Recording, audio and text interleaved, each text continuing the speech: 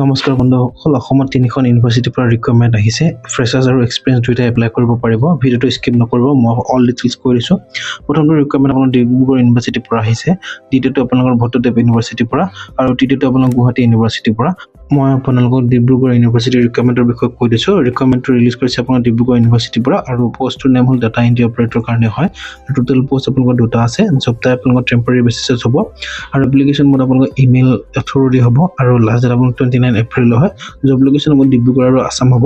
আপোনালোক vacancy details কৈ দিছোঁ, য'ত নেকি পষ্ট দুটা আছে গমেই পাইছে আপোনালোকে, আৰু চেলাৰী আপোনালোকৰ 10,000 পাৰ মান্থ হ'ব, আৰু ডিউৰেশ্যন আপোনালোক কণ্ট্ৰেকচুৱেল বেচিছ হ'ব, 2 মাহৰ কাৰণে হ'ব।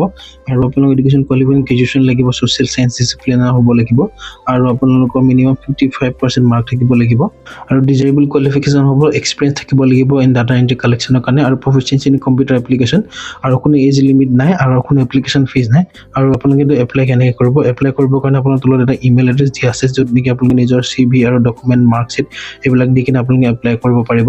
যদি আপোনালোকে অফিচিয়েল নটিফিকেশ্যন চাব বিচাৰে, তেন্তে আপোনালোকে ক্লিক হেয়াৰ এড ক্লিক কৰি অফিচিয়েল নটিফিকেশ্যন চাব পাৰিব, আৰু লাষ্ট ডেট আপোনালোকৰ 29 এপ্ৰিল হয়।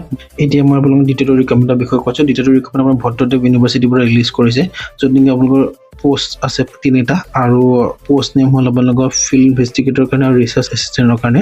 জব টাইপ আপোনালোকৰ কণ্ট্ৰেকচুৱেল হয়, এপ্লিকেশ্যন মোড আপোনালোকৰ ইমেইল থ্ৰু হ'ব, লাষ্ট ডেট আপোনালোকৰ 5 মে হয়, আৰু জব লোকেশ্যন বালাজী আপোনাৰ আছাম হ'ব। ভেকেঞ্চি ডিটেইলছ হ'ল আপোনালোকৰ ফিল্ড ইনভেষ্টিগেশ্যনৰ কাৰণে পোষ্ট দুটা আছে, আৰু 5 মান্থৰ কাৰণে হ'ব, আৰু এক্সটেণ্ডেবল হ'ব। যদি আপোনালোকে 5 মান্থ কৰাৰ পিছত এক্সটেণ্ড কৰিব বিচাৰে, এক্সটেণ্ড কৰিব পাৰিব।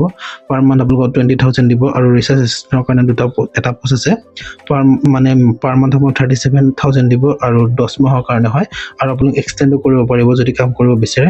আৰু ফিল্ড ইনভেষ্টিগেশ্যনৰ কাৰণে আপোনালোকৰ কোৱালিফিকেশ্যন পষ্ট গ্ৰেজুৱেট হ'ব লাগিব ছ'চিয়েল চায়েন্স ডিচিপ্লিনত, আৰু 55% মাৰ্ক থাকিব লাগিব।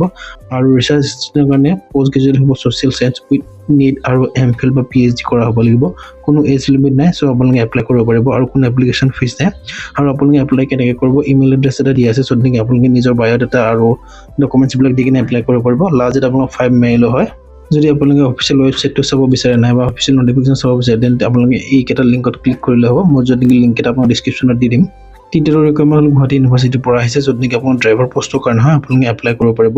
কোৱালিফিকেশ্যন মেট্ৰিক পাছ হ'লেও হ'ব, আৰু ডেইলি ৱেজেছ চিষ্টেম হ'ব, মানে টেম্পৰাৰী বেচিছ। টোটেল পষ্ট আপোনালোকৰ দুটা আছে, আৰু ইণ্টাৰভিউ ডেট আপোনাৰ 6 মে হয়। জব লোকেশ্যন আপোনাৰ গুৱাহাটী আৰু আছাম হ'ব। ভেকেঞ্চি ডিটেইলছ হ'ল টোটেল পষ্ট দুটা আছে, আৰু প্লেচমেণ্ট এংগেজমেণ্ট হ'ব আপোনাৰ GU হস্পিটেলত হ'ব। পাৰ ডে আপোনাৰ 350 ৰুপিজ পাব ডেইলি ৱেজেছ হিচাপে, আৰু 60 ডেইজৰ কাৰণে হয়, আৰু এক্সটেণ্ডেবল হ'ব যদি ৰিকুৱাৰমেণ্ট হয়। এডুকেশ্যন কোৱালিফিকেশ্যন ক্লাছ 10 পাছ কৰা হ'লে হ'ব, আৰু এক্সপিৰিয়েঞ্চ লাগিব আপোনালোকৰ এম্বুলেঞ্চ ড্ৰাইভাৰ হিচাপে উইথ ভেলিড প্ৰুফ, আৰু আপোনালোকৰ LMB ড্ৰাইভিং লাইচেঞ্চ লাগিব। আৰু এজ লিমিটৰ কথা কৈ দিছোঁ, আপোনালোকৰ এজ লিমিট 18 পৰা 40 বছৰৰ ভিতৰত হ'ব লাগিব, আৰু আপোনাৰ কোনো এপ্লিকেশ্যন ফিজ নাই। আৰু এইটো আপোনালোকে এপ্লাই কেনেকৈ কৰিব? এপ্লাই কৰিবৰ কাৰণে আপোনালোকৰ ইণ্টাৰভিউ হয়, ডাইৰেক্ট ৱাক ইন ইণ্টাৰভিউ হয়। চ' আপোনালোকে ডাইৰেক্ট ৱাক ইন ইণ্টাৰভিউত গ'লেই হ'ল, কিন্তু তাৰ আগত আপোনালোকে গুগল ফৰ্ম এটা ফিল আপ কৰিব লাগিব। গুগল ফৰ্মটো ফিল আপ কৰিবৰ কাৰণে লিংকটো মই ডিছক্ৰিপশ্যনত দি দিম, ইয়াত আছে। আপোনালোকে চিম্পলি ক্লিক কৰিলেহে গুগল ফৰ্মখন অ'পেন হৈ যাব, চ' আপোনালোকে এপ্লাই কৰিব পাৰিব।